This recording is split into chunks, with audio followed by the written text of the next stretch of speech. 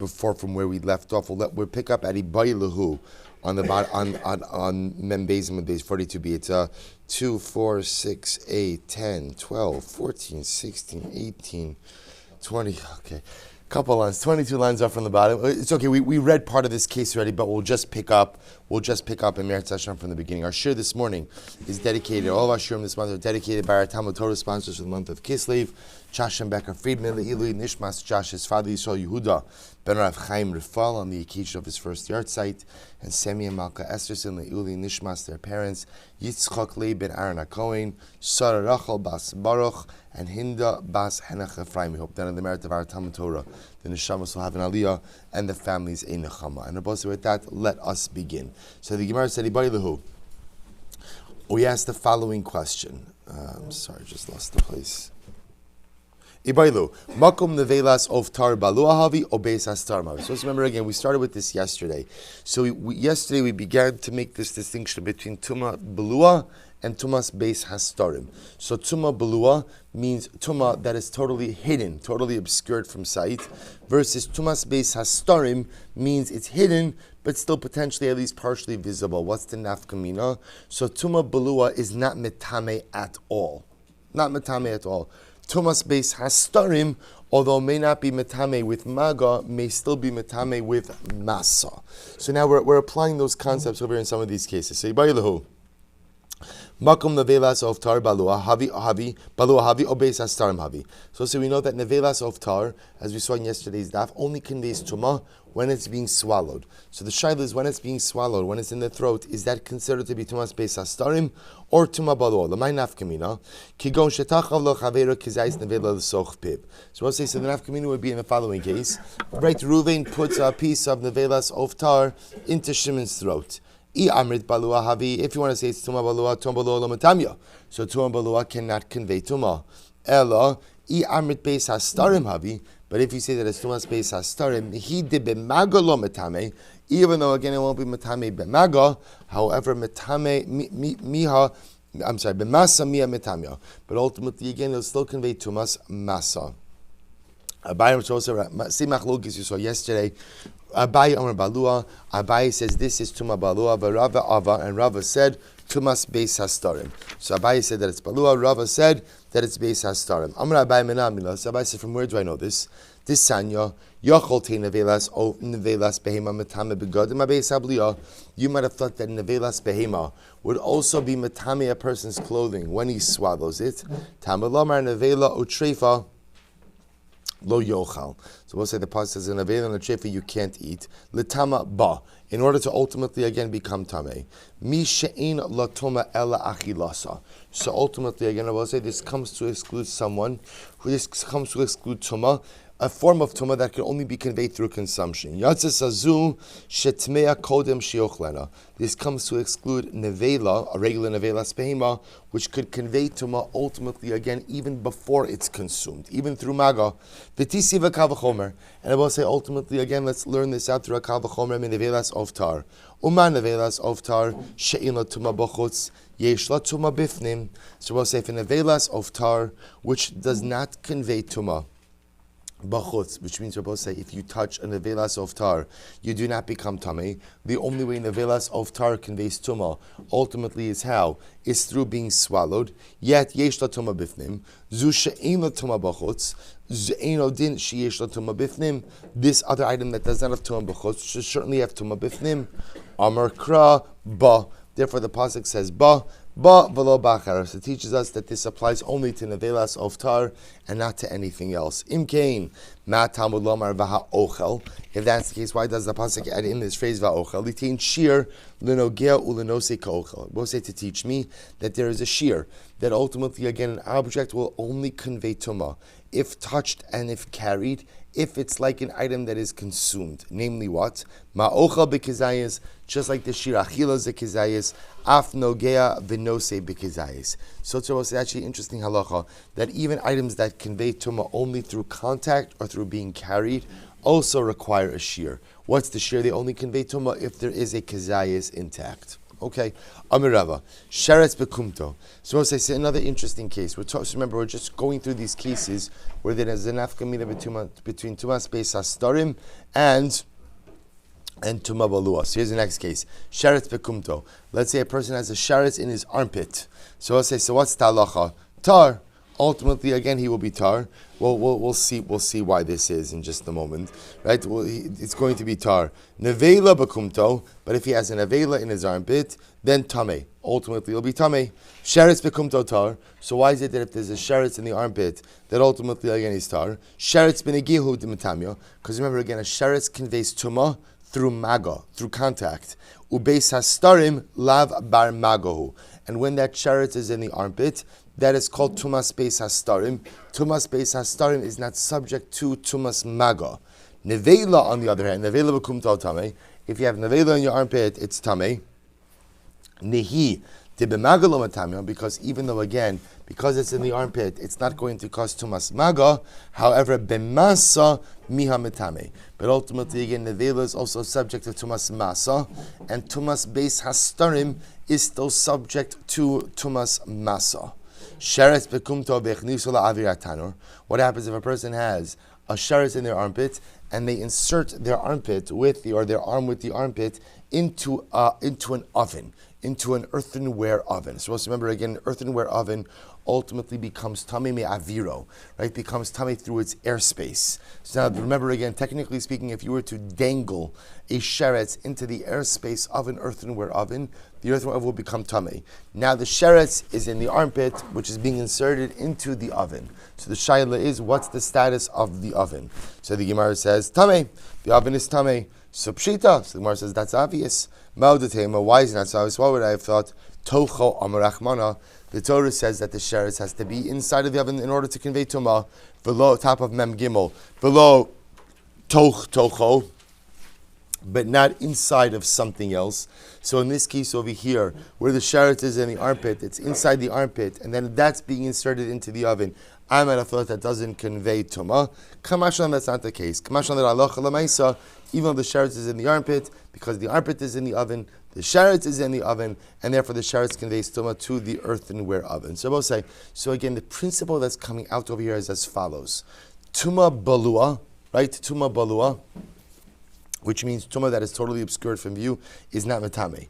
Tumas beis hastarim, right, which is partially obscured tumah, ultimately again can convey tumas masa, but not tumas maga. So the clearest example of that is this case over here, where let's say again you have the sheretz in the armpit does not convey tumah, right, because the armpit is ultimately again going to be tumah balua, or tumah even tumas beis hastarim, right? Because again the sheretz conveys tumah with maga versus the nevela, which can convey tumah with masa.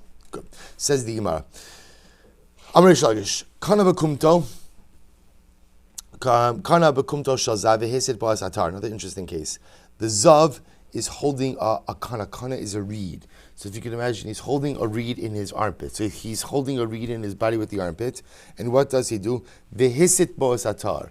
And he uses the reed to push someone who is tar. Now, Bosin, remember again, one of the ways that a zav conveys tumah is what's called tumas hesit. Right? Hesit means that if he pushes on something, he causes something to move, that conveys tumah. So what's that? So the reed is in the armpit of the zav, and he uses it to go ahead and push the tar. So what's that? Tar. Ultimately, again, the tar person remains tar. But if a tar person has a reed in his armpit, and he uses that reed to go ahead and push the zav, then what? Tameh. Ultimately, again, the tar person will become tamei. My time. What's the reason for this? The amarkrava chalashe yigo bahazav, the yadav lo shataf b'mayim. Because the pasuk says anything that the zav will touch, if he did not go ahead literally and rinse his hands with water. What does this refer to? Zeu hesito shal zav. So Rabbi will say this idea, this pasuk chalashe yigo bahazav, the Gemara's understanding doesn't actually mean direct contact. Rather, what does it mean? Hesit. It means ultimately again that the zav is causing something to move without direct contact. Shalom atzina lo tuma b'chol Torah kula. Because also we don't find this type of tuma anywhere else in the Torah. Right? We just simply do not find this type of tumah anywhere else in the Torah. And yet the Torah, when discussing tumas hesed, uses a lashon of negia, of contact. L'meimra, the hesed unegia kiyadav. To teach us that what? That hesed and negia, right, are the same. They both are compared to the hands. Ma'hasa me'avrai, just like Rabbi said, physical contact means something external. Afhacha me'avrai. So for tumas hesed to occur, it must be something external as well. Which means what Rabbi said, as opposed to what? As opposed to when the reed is in the armpit. When the reed is in the armpit, ultimately, again, there's part of it that's not visible, and therefore halacha l'maisa doesn't convey tumas hesed. Okay? Aval azavu bal keri einu metam. So I'll say, remember again. So the Mishnah said over here that a Zavin Balkari will only be Tamei when Ad sheteitze tumasan l'chutz, as opposed to Niddah, who ultimately again can become Tameya while the blood is still inside of her body. Zav and the Balkari only become Tamei when the emission exits the body. So it says the Gemara, Zav dichsev, from where do I know Zav? Because the Pasuk is by Zav, Kiezov, Mibsaro. The Pasuk says when it literally flows from his body, Ad sheyetze zovo mibsaro. So also you have a pretty explicit pasuk over here. Ki azav mibsaro means that he's only tamei when the emission leaves his body. Balkari dichsev. What about by a balkari? V'ish ki teitze mimenu shichvas zera. So both by zav mibsaro means it flows from his flesh. Keri ki teitze mimenu shichvas zera. Both tell us that what? That Allah said these emissions are not metame until ultimately again the emission leaves the body. Next, supposed to remember again. Therefore, the Mishnah has a very interesting application. Because a man only becomes a balkari when the zera leaves his body. Therefore, what happens if you have a situation where a kohen is eating truma and he feels that he's going to have a seminal emission? So what does he do? The Mishnah said, Ochez ba'ama uboleya. Literally again, he goes ahead and he holds on to the makom milah, right? Finishes what he's eating and then allows the zera to exit his body. So it says the Gemara, Haya ochal b'truma v'hergish. So the Gemara says, Ochez, is a person allowed to hold on to the makom milah in order to present? We actually had this Gemara already. Is a person allowed to go ahead and hold himself in order to go ahead and prevent the zera from coming out? Vatanya, we learned, Rabbi Eliezer Omer, Kala ochez ba'ama umashtin, ki'ilu mevi ma'boli olam. Yet again, Rabbi Eliezer says that whoever touches himself, whoever holds himself by the makom milah, even while urinating, it's as if he brought a mabul to the world. Remember, we had this Gemara before. What are we concerned about? We're concerned that if a person touches himself, it's going to go ahead and lead to arousal. That arousal itself will lead to a wasteful seminal emission. So how could the Mishnah give this eitzah that a person should hold himself, right, prevent the zera from coming out? Can't that potentially lead to arousal and wasteful seminal emission? So Amar Abaye says, b'matlis ava. What are we talking about? Where ultimately the case in the Mishnah over here of the kohen who's eating truma feels the zera about to come out, holds himself, the zera doesn't come out. Ultimately, again, how is he holding himself? Literally, matlas ava means a thick cloth. A thick cloth. Rashi says, she'ena mischamemes. A thick cloth in a way that there's no concern about arousal. Rava Amar Rava says, afilotem matlas raka. Even if it's a thin cloth, it's different over here. Kevan da akar. Remember again, Rava says there's no concern about arousal leading to a wasteful seminal emission. We'll say this man, right, is already going to emit zera. Remember, the case over here is where he feels that ultimately, again, the zera is going to come out. So again, the issue over here is holding off, ultimately, again, until he could finish the truma. That's the goal over here, right? So therefore, again, there's no concern that if he holds himself, it's going to result in some kind of arousal, because what's done is done. It's just a question of delaying the emission. Abai is concerned that, one second, it could very well be that even if a person touches himself in this kind of situation, there could be additional arousal, and that additional arousal could cause the additional emission of semen, of zera. V'Rava la sufe lo chayish. Rava says we're not concerned that ultimately, again, by touching himself over here, that is going to lead to additional wasting of zera. To which the Gemara says, "V'hatanya," but we learned, "Lemazeh doma." Rava said, to what can this be compared? L'nosin etzba ba'ayin. Rava says, remember again, we had this kimhara before, that this is compared to someone who puts their finger in their eye. Shekol zman she'etzba ba'ayin midama'as v'chozeres u'midama'as. Say, meaning what? That if you put your finger in your eye, so it's not the pshat that once you put your finger there, I might as well leave it there. It's not going to make an impact anyway.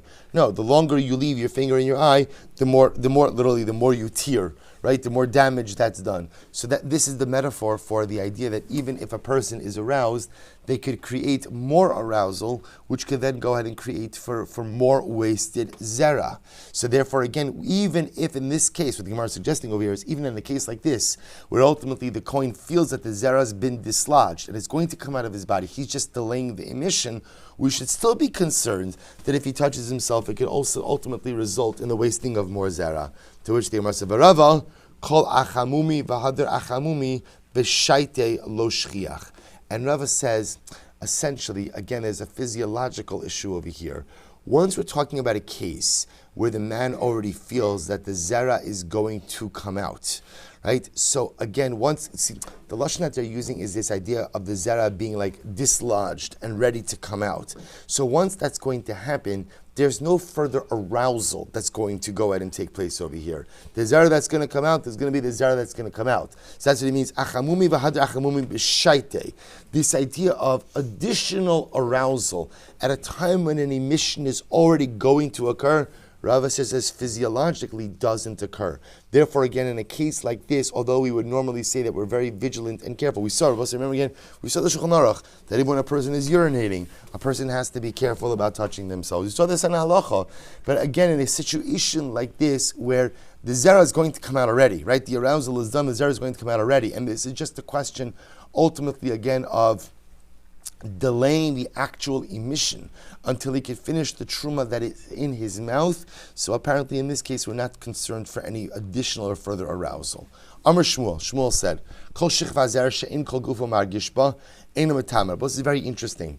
So Shmuel says as follows, not every seminal emission makes a person tameh. Right? So Shmuel says the only type of seminal emission that makes a person tameh is when a person feels that emission throughout his body, which Rabbi says is another way of saying only when a person experiences the sensation of that emission throughout his body. If he doesn't feel that, then ultimately again that type of seminal emission is not metame. My time, why is that? Shichvas zera amrachmana beruya lahazriya. So we'll say this is very interesting. So the Gemara darshans over here, what type of shichvas zera is metame? Only the type of shichva zera that has the capacity ultimately again to impregnate. And therefore again I will say apparently again what type of zera has the ability to impregnate? Only the type of zera. Essentially what we're going to see is they're describing a zera that comes out with force. They just have different ways of describing what type of force we're talking about. So one understands the force to be the force of physical sensation, that a person feels that emission right throughout their body. In other words, it's a full body sensation. And that's ultimately Shmuel. We're going to see it. The Gemara says, if a person was thinking about illicit things, Hirhurim at night, va'amad umatza b'saro cham, and ultimately again he finds that b'saro cham literally means, Rashi says avaro, right? He finds his aver warm, which in other words means that ultimately again he finds himself in a state of arousal, tameh. Ultimately again he's tameh. Why? Because we assume that he had an emission at night. Rafuna says, no. That's only if he was thinking about, right? If he was thinking about relations. So if he was thinking about relations and he wakes up and he finds himself aroused, then there's a concern ultimately again about an emission. Why? Because ultimately again in that type of situation we assume that an emission occurred, and if the emission occurred, it occurred with a hargasha, and the only reason that he doesn't remember that full body experience is because he was sleeping. Lishnachri Namar Shmuel. So I'll say this is a different lashon. In this version, Shmuel says any time, in order for the zera to be metame, the zera has to come out of the body with force. Literally, again, yorek kechetz means it shoots like an arrow. If it doesn't shoot like an arrow, eina metame, it does not go ahead and convey tumah. So the Gemara says, Ma'ika be'hailish. So also, now we have two different versions of Shmuel. In the first version of Shmuel, in order for the shechva zera to become tameh, ultimately, again, it has to be experienced throughout the body. According to the second approach, lishna achrina, ultimately again it's the yorek kechetz. It has to shoot out, has to come out like an arrow, as opposed to what Shabbos say, as opposed to a trickle. Now remember again, the zera coming out with the trickle is also a different issue, because one of the psulei kal is what's called the krus shafcha, right? And one of the signs of a krus shafcha, ultimately again, is a man who cannot emit zera with force, but rather the zera itself just simply trickles out. So Shmuel says, the common denominator is only the type of zera that is capable of impregnating ultimately goes ahead and causes tumah. Two different versions in Shmuel as to what type of zera that is. So what's really the nafkamina here? So the Gemara says, Ika beinahu nekra b'hargasha v'yatsa shelo b'hargasha. So what is actually interesting. The nafkamina would be in the following case. What happens if, when ultimately again, the man feels that the zera is going to come out. In other words, so he feels that throughout his body, but when the zera itself comes out of the body, it does not come out with force. Look at Rashi. Rashi says, V'yatsa b'lo hargasha, dinei yorek kechetz. So we'll say this would be the nafkamina case. If you hold like the first lashon, that ultimately again, in order for a zera to be metameh, it has to be felt throughout the body. So it could be that even initially, as long as it's felt throughout the body, even if it doesn't come out like an arrow, right? Even if it doesn't come out with strength, he's still tameh. According to the second lashon, everything is dependent ultimately on how the zera exits the body. Milsa de pshita le'Shmuel mibai le'Rava. That which was pasha to Shmuel was a kasha to Rava. Debai Rava nekra b'hargasha v'yatsa sashalo b'hargasha. What happens if the zera? We'll say nekra literally means it was like dislodged or uprooted. What that means is that a person feels the sensation that the zera is going to come out. They feel that sensation, but when the zera comes out, it doesn't come out with strength, right? It's not yorek, it doesn't shoot like an arrow. It trickles out. So what's the status of that zera? Samahu, tashma, bal keri shetaval, velo hitul mayim. So what's the interesting halacha? If a bal keri, right, remember again, a man who has a seminal emission is tameh. So we'll say, remember again, it's tumah kala. He just needs to go to the mikvah and ultimately again wait until nightfall. So we'll say if you have a bal keri went to the mikvah. Now, interestingly enough, what happens if he did not urinate since the time he had this seminal emission? So the case over here is he has a seminal emission. He goes to the mikvah and only urinates for the first time afterwards. L'cheshiyatel mayim tameh. When he urinates for the first time after the seminal emission, he's going to become tameh again. Right? Why, Rabosai? Because again, there are droplets of zera that are mixed in with that urine. Therefore, again, amazing enough, even though he went to the mikvah, he's going to become tameh again. The Rabosai, what's interesting about that case? The pashtos, that's zera that comes out how? Without a hargasha. Right, that zera is coming out while he's urinating, so that there's not like a seminal hargasha in that, and yet what do you see? That he's tameh. To which the Gemara says, "Shiny hasam teruah b'hargasha nafeh." No. The difference over there is those droplets are considered to be part of the initial seminal emission, and therefore again, because the initial seminal emission came out b'hargasha meaning that again it was yorek kechetz. It shot like an arrow, meaning it came out with force. Therefore, those droplets are considered to come out b'hargasha as well. So it just happens to be an interesting halacha that apparently again that a bal keri would be makbid to urinate before going ahead and going to the mikvah, because also if he would not do so, then the mice again, the moment he urinates for the first time after the emission, he would become tameh again. Quite interesting. Lishna achrina, another version of this. Amrilei.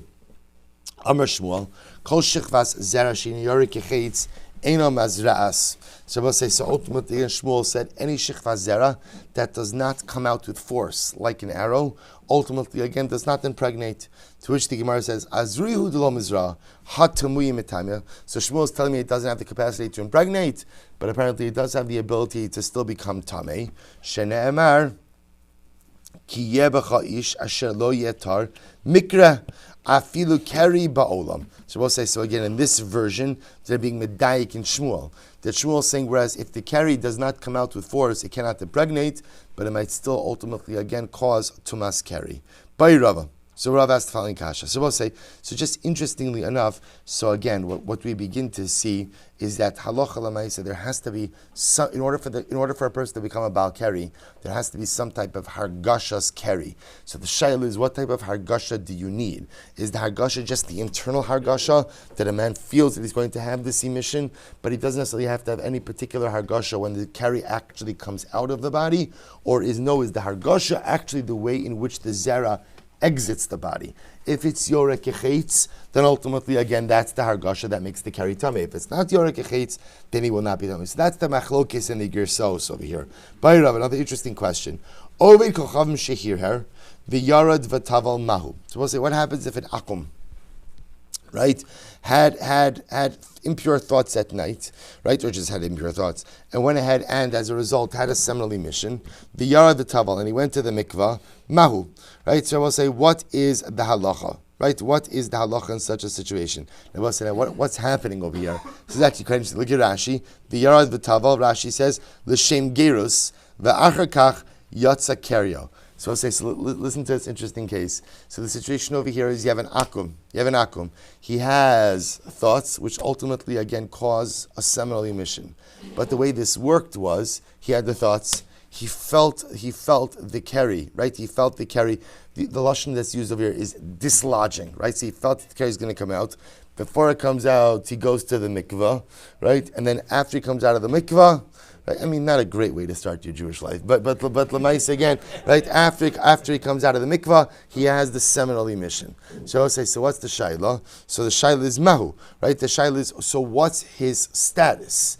So we'll say, so again, look at Rashi just a moment. Mahu afilim tim salomon legabe Yisrael dechinekar ba'hagasha v'yetzer shelo ba'hagasha tamei tazlina basar akira hacha lo nezel basar akira dahainu kula hog sh'ovi kam nekar v'tahom miskos. So listen to this. So the shayla is as follows. So what happens? What happens if he has a hargasha? He had a hargasha by the akira, right, when it was quote unquote internally dislodged, but did not have a hargasha ultimately again when it came out. So I'll say, so what do we do in such a situation like this? So mahu imtim somar basar akira as linan. Do we say that we look at the hargasha by the internal dislodging? Hanimi l'chumra. We only say the l'chumra. Aval hacha de l'kula. But I will say here where that will result in a kula. Because I will say, remember again, he had that hargasha of the akira when he was an akum, when he wasn't Jewish. So maybe again, we'll blow amrinan ol dilma loshna, or maybe not. Maybe we just always say, as long as there was a hargasha by the akira, he's a Baal Keri. And in this case, when he had the hargasha by the akira, but he was a guy when he had that hargasha, and he had no hargasha ultimately again by the emission itself. Therefore, he should be tar. Therefore, the Gemara says teku. So we'll say, so again, this comes down to the same machlokas. Here's what we know: we know that in order for a man to be a Baal Keri, ultimately again there has to be a hargasha. There has to be a sensation. What we're not clear on is, when do you need this sensation? Is it enough to feel the sensation ultimately again when it's internally dislodged? Or does he need to feel the sensation of the actual emission or not? So here's an incredible nafkamina, where the akum felt this sensation when it was dislodged, did not feel the sensation when it came out of his body. So if you go again, Basar Akira, he was a guy at the time of the Akira. Therefore again, he would not be a Baal Keri. Otherwise, perhaps we only say that l'chumra, but not l'kula. Maybe you should go in this case. So therefore, most of the Gemara says teku. Bayrava, next case. Zava shenekra mimei ragla. So we'll say if you have a zava, ultimately again, where she nekra mei ragleha means that she felt the need to urinate. So we'll say the Gemara uses this lashon of dislodging when a person feels something is ready to come out, right? Whatever it is. In the first case, it was zera. In this case, it's urine, but it did not yet come out. So what happens? A zava. Now, both remember again, as the urine of a zava has the capacity to be metame, right? It's one of her emissions.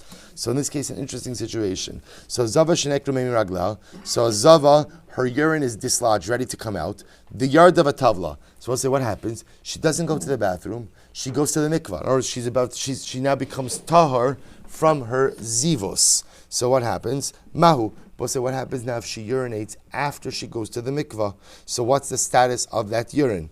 So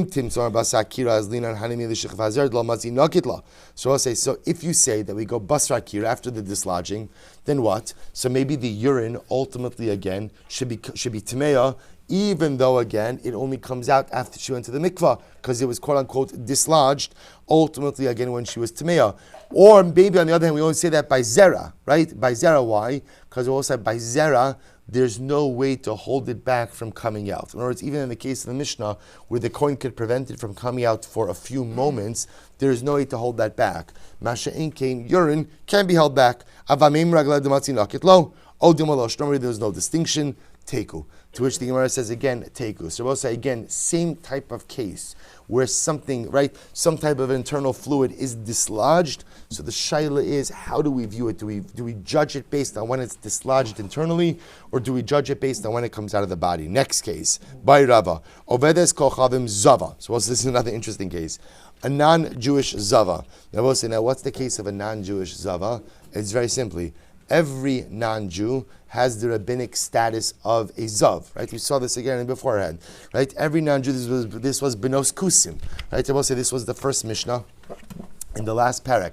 Rabbinically, every non-Jew has the status of a zav, which is why, again, you'd have to be careful with any of their emissions. So the Gemara says, over this kochavim zava shenekru memi ragla. So we'll say now, same type of case. So ultimately, again, over this kochavim, who is considered to be a zav, she has to urinate. The urine dislodges. Then what happens? She doesn't urinate. Instead, what occurs? She goes to the mikvah, amud beis, the yard of a tavla, mahu. She goes to the mikvah, right? And then ultimately what happens? Comes out of the mikvah and then urinates. So we'll say, so what's the shaila? So the shaila is ultimately, again, how do we view that urine? Is that considered to be the emission of a zav or not?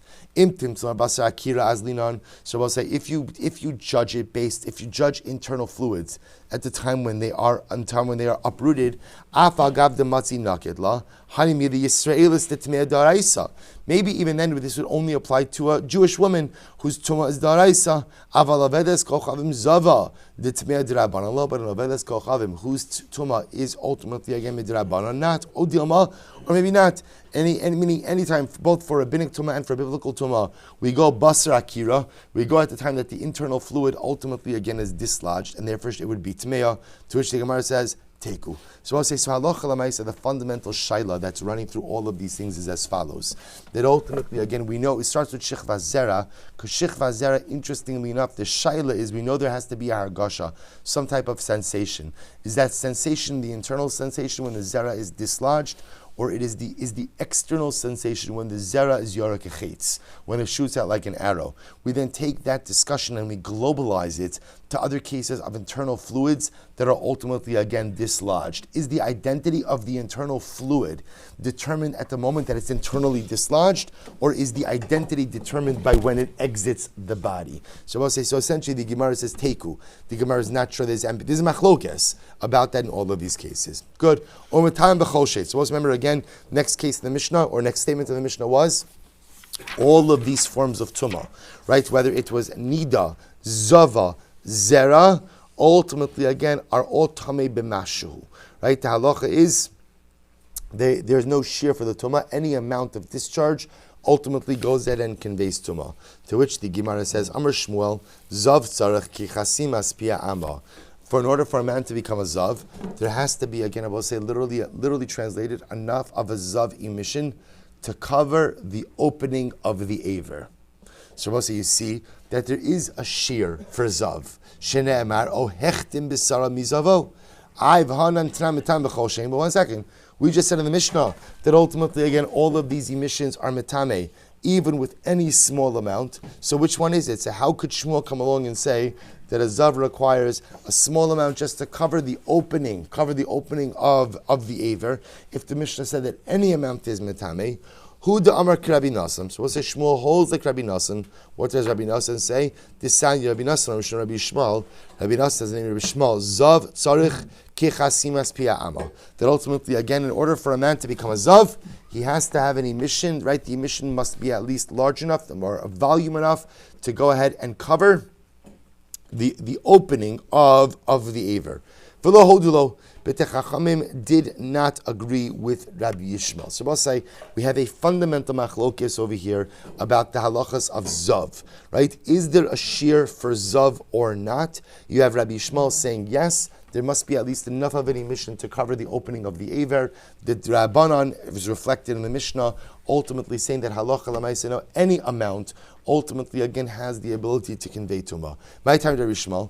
What's Rabbi Shmuel's logic? Why does he hold this? So the Amakra, because the pasuk says, "Ohichtim bisara meizovo." So we'll say literally again. What it means is literally his flesh will be sealed from his zivos. So what Rabbi Shmuel says, what does it mean his flesh will be sealed from his zivos? What it means is the flesh sealed means that the opening where the zivos comes from, the opening of the aver, should be sealed ultimately again by the zivos, which tells me that in order for a man to become a zav, there must be enough of an emission to cover the opening of the aver. The Rabbanon will say, no, you need that for something else. Hahomi baile, that teaches me a different halacha. Lach metame ve'eno metame yavish.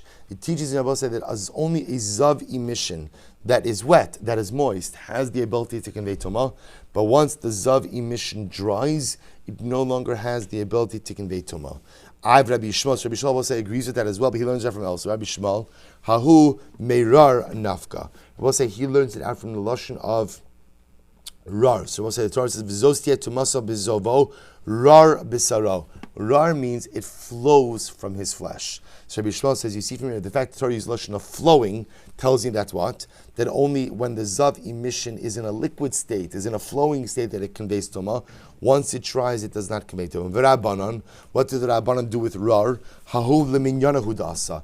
But say, interestingly enough, they use that word rar to teach you about the number of emissions. Listen to this, because how do the Rabbanan darshan? Zovo chada.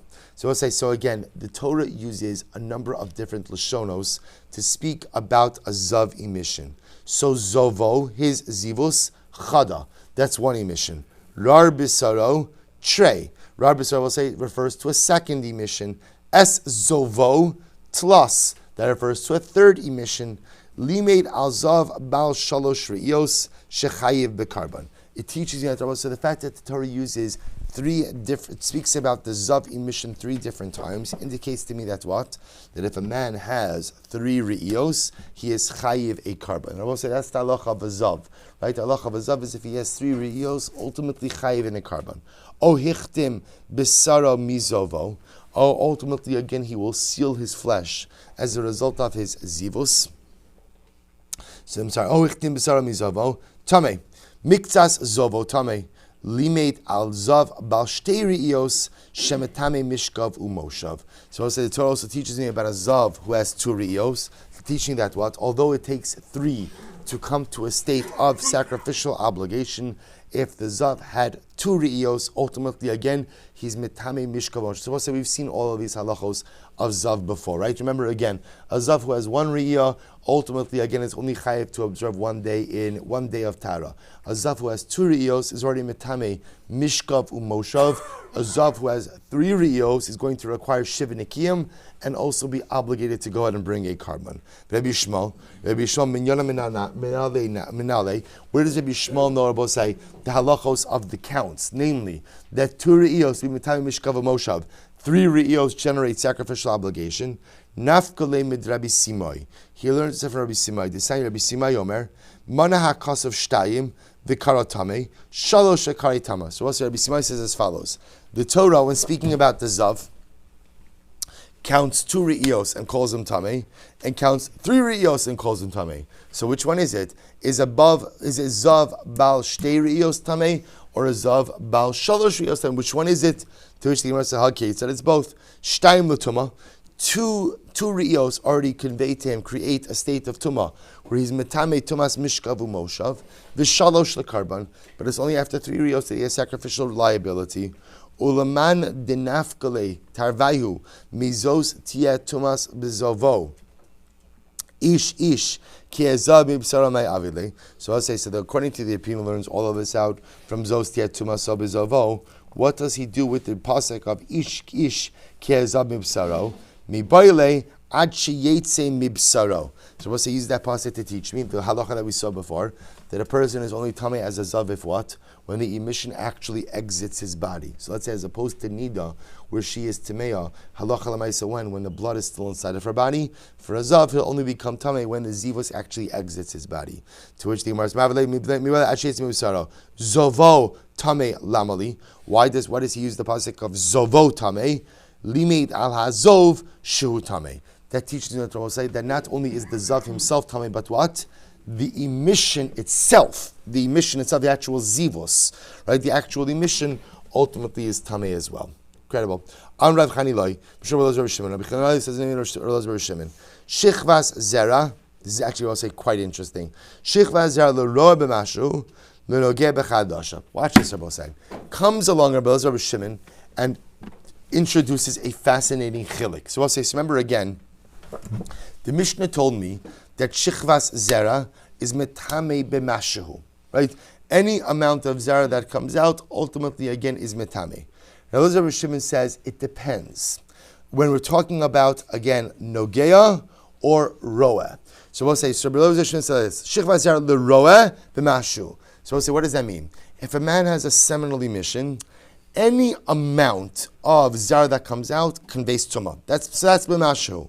But l'nogea, if someone touches zera, so then I will say ultimately again they become tamei, but only if what? Only if there's a shear.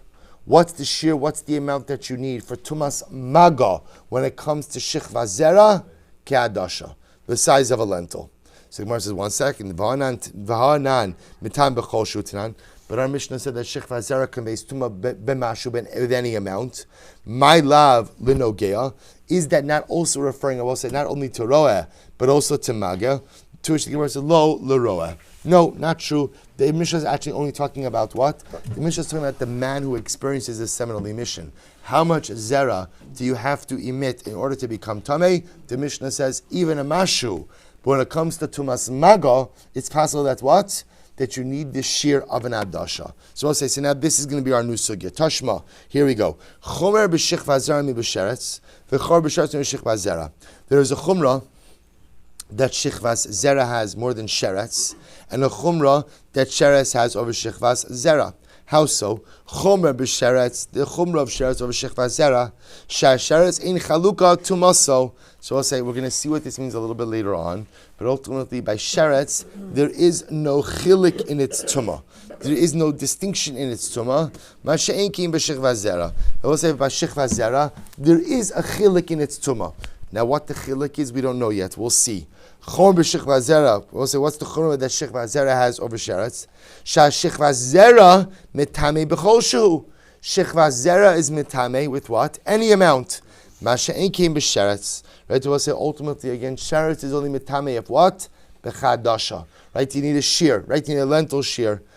So what do you see from here? You see from here that halacha lemaisa shichvas zera is metame b'chol shu. So this contradicts the statement of. This contradicts Rabbi Shimon. Rabbi Shimon wanted to say it's only time mashu b'reiyah, but b'mago you need chadasha. My love l'nogea is a brayso not talking about even contact with shichvas zera and telling me again even a mashu of shichvas zera is metame b'maga, not like Rabbi Shimon who says that for maga you need chadasha. Lo roa. No, it's only talking about again riyah. It's only talking about emission. For emission purposes, even a man who emits any amount of zera is going to be tamei. Ultimately again, but for maga, it could be that you need a shear ultimately again of adasha. I v'hadumya de sheretz katani, but it's comparing it to sheretz. Mash sheretz b'negia, ashich v'azera b'negia. Let's remember again, so sheretz only conveys tumah how?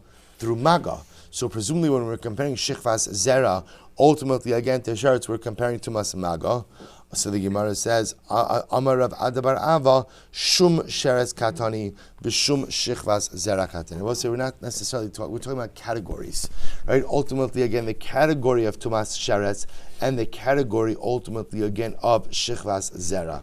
The sheretz don't type a mashu. So we'll say, is that true? Ultimately, again, that a sheretz is not metame in a mashu, even with a small amount. Vanantana, we learned ha'ivarim ein lahem shir. So this is interesting. If you have a complete limb of an item, that complete limb. So say if you just look at Rashi's moment, Rashi's shum sheretz katani, im v'cha sheretz mentami v'mashu, aval shich v'azer yesh v'tami v'mashu ki gon l'ra. So what's what it's saying over here is, in the category of sheretz, there is nothing in the category of sheretz that's v'tami v'mashu. But there is something in the category of shich v'azera, which is v'tami v'mashu, which is what? Which is re'iyah. But it's possible that for maga purposes, will be the halach. It's also that for maga, ultimately, again, you would need a shear. So the Gemara says, "V'sheres l'tam mashu." So you know what? We'll stop over here for today. We'll pick up in Mirat Hashem with sheres l'tam mashu. With this sugi, we'll finish off the sheretz shich v'azera sugi Mirat Hashem tomorrow.